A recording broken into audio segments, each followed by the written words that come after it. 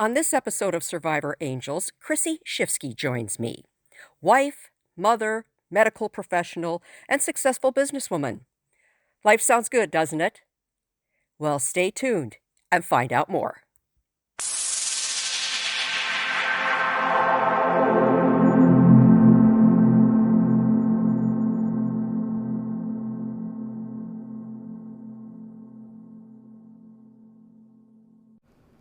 It's time for Survivor Angels, an approach to strengthen trauma survivors.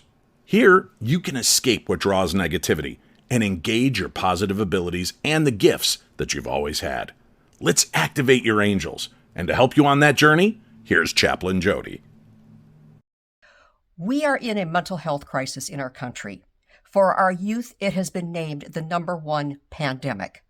Listen carefully to Chrissie as she talks about how it affects family members, friends, all the loved ones who try to support those who are struggling. So in the year 2022, I actually entered a time where I personally started struggling with depression and anxiety and didn't know really what was going on with inside of me. And I was having thoughts of my family being okay with me not being here. And they became more and more frequent to the point where one of my best friends, Jessie, we went out to lunch and she noticed that I was off and she offered me help with giving me her therapist stuff. And I wasn't quite ready at that time. The rest of that week got a little worse. And by the weekend, I had a complete breakdown and was like, Dave, these are the thoughts that I'm having. I know I'm not okay and I need help. And he was blindsided by it. He didn't understand, which is totally fine at that point. And so that had me reach out to him, to my support system. I again reached out to my girlfriend, Jessie. She sent me right away the link to the therapist's place that she went to. I spent the entire next day filling out questionnaires and they called me that day, same day, and had me in the office the following day because I was brutally honest about the depths where I was going personally. And I didn't realize at the time that I was struggling with this stuff. I mean, I feel like I've been such a strong person over the years of my life where this kind of like, all of the sun came out of nowhere. And it was, I think with my background of being a nurse and very aware of mental health and who I am, I was able to see all the flags suddenly and was like, okay, I actually need help before this gets worse. And so that was June of last year. And then a couple months later, I was starting to feel really good. I felt like I was crawling out of the hole that I had been in, not realizing that I had been in that kind of hole for a while. And that is when my cousin reached out to me. And she had treatment resistant depression. She's had depression her whole life. She's gone in and out of different treatments and therapies, all kinds of stuff. So when she reached out again, I was like, okay, at least I'm in a better mindset to be able to help her at this point, where I think if she had approached me a couple months earlier, I don't think I could have been as a support as I was during those last few months of her life. So she had reached out to me. She had started doing ketamine infusions 3 times a week. And I could see it was different. It was different this time. She was just in an area of darkness where her spark was completely gone. And when I talked to her, it was a totally different person than who I grew up with and who I knew. Okay. And I'm sure as a medical professional, mm-hmm. and even what you were going through at the time sort of added layers to your depression. Am I mm-hmm. thinking correctly? Yes. Yeah. Did my profession add to layers onto my depression? Probably. I was a trauma nurse for a long time. My cousin was a trauma nurse as well. So I tried to get her out of that profession and switch to kind of what I'm doing now, which is completely outside of, it's not any kind of bedside manner at all, but seeing what you see in ways that you see it, and helping people die, watching people die, trying to save lives over and over, that is mentally and physically exhausting in the long run. And I think it also layered on top of I ended up with, I had severe anxiety is what I found out.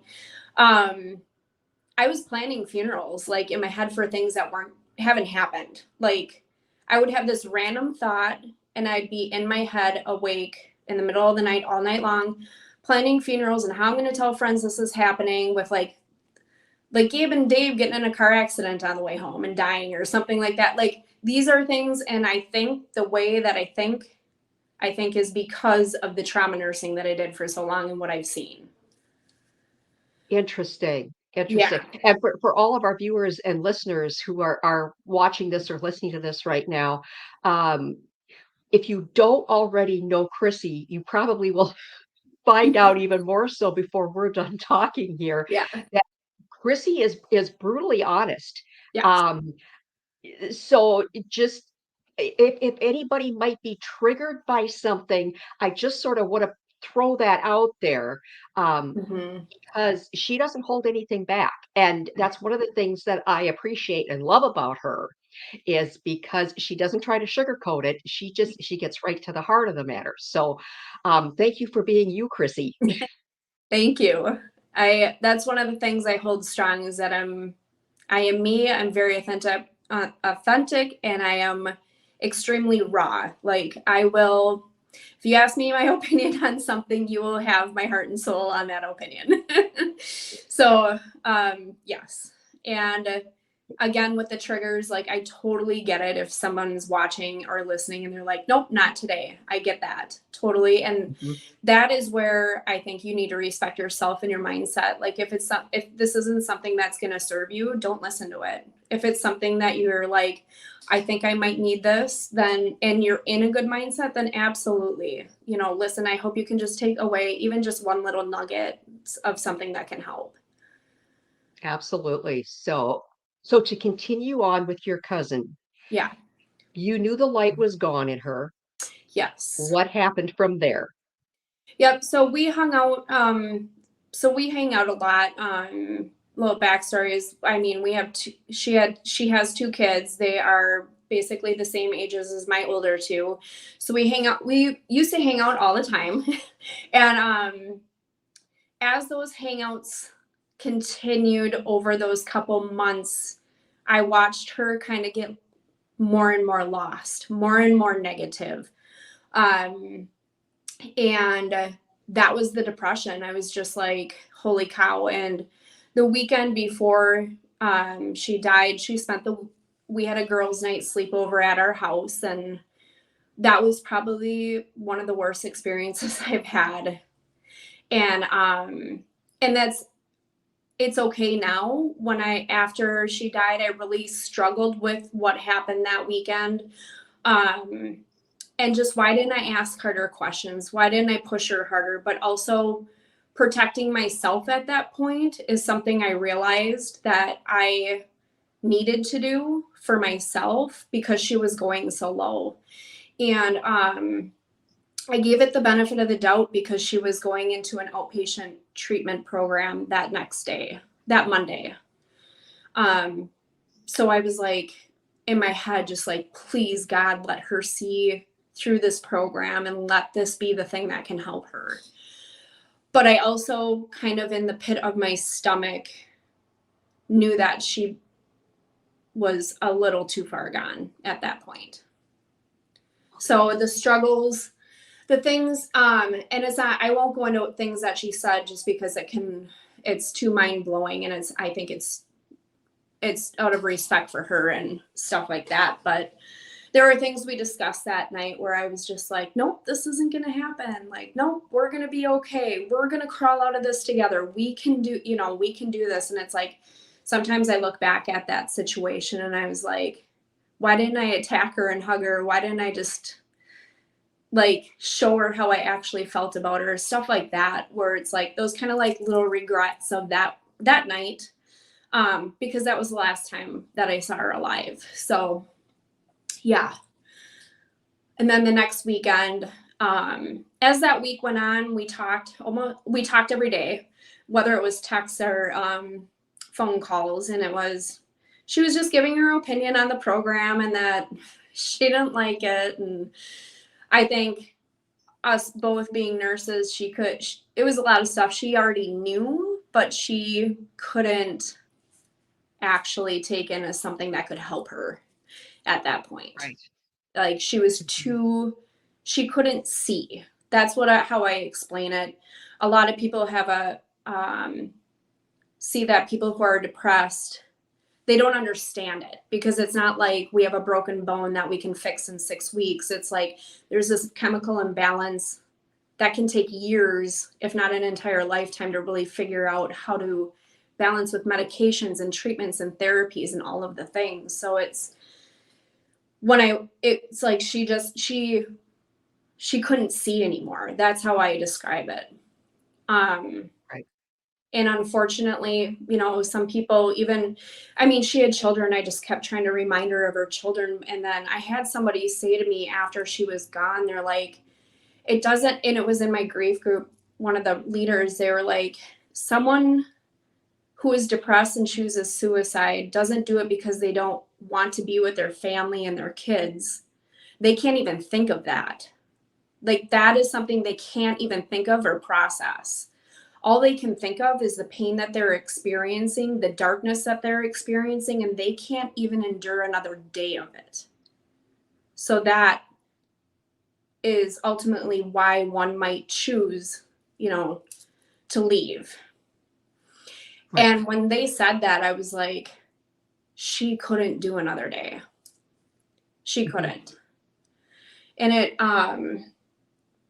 when the day came, that following Sunday, I had realized all day Saturday, I was at my 20-year high school reunion with a friend that I hadn't told what was going on with all of this. It got to be like 10 or 11 at night, and it dawned on me that I hadn't checked on her. And I was like, shit. Oh, sorry. That was my reaction. Sorry. I'm trying not to swear during this. It's okay.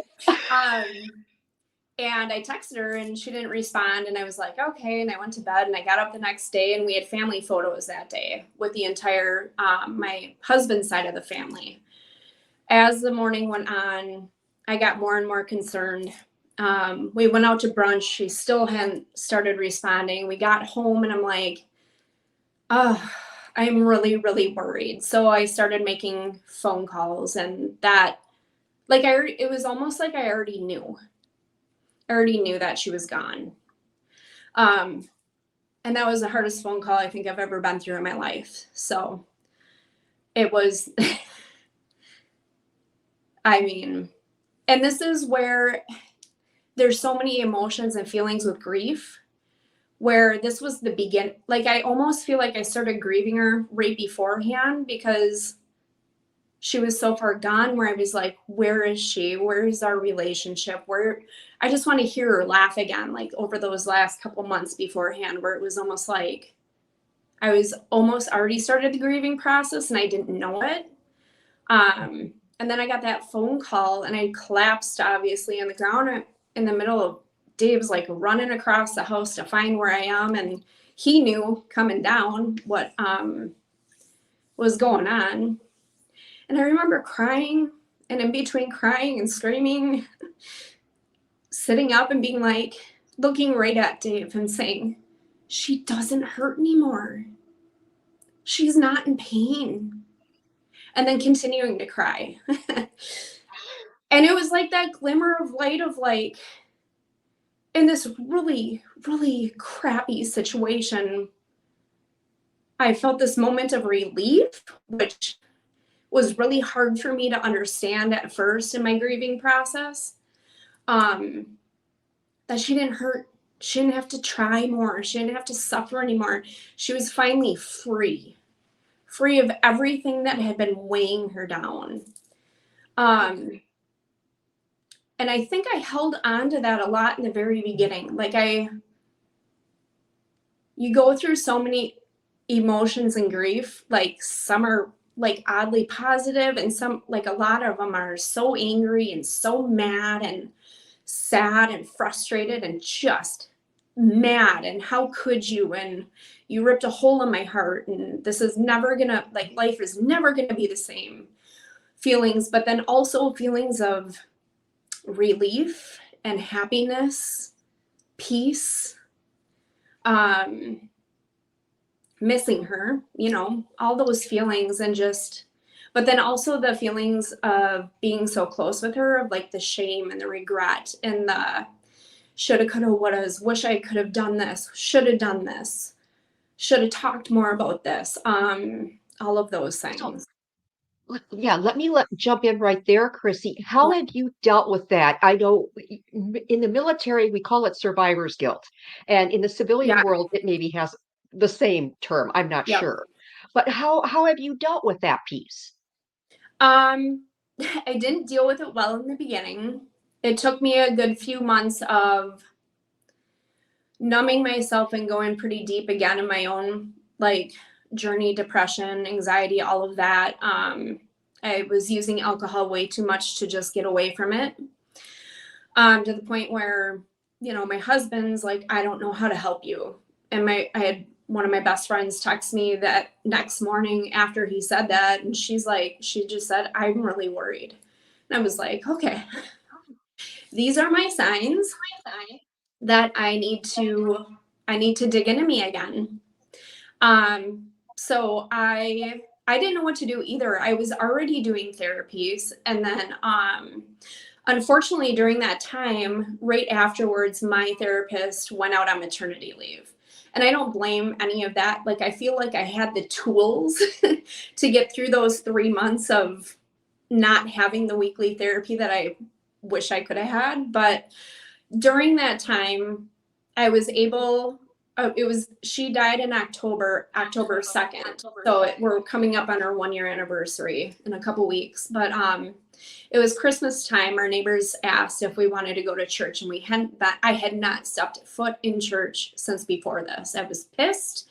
I was like, how can God use this as a positive thing in my life? Like, how could he choose to take her away? Like, this, like, how could this be what life is supposed to be like? And we're supposed to trust that he's running the show. Like, I was so mad.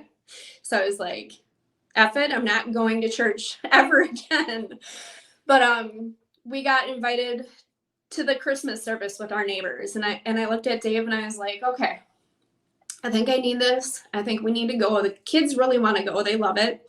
So we went, and I cried the whole time. I cried for the next like 3 months at every single service.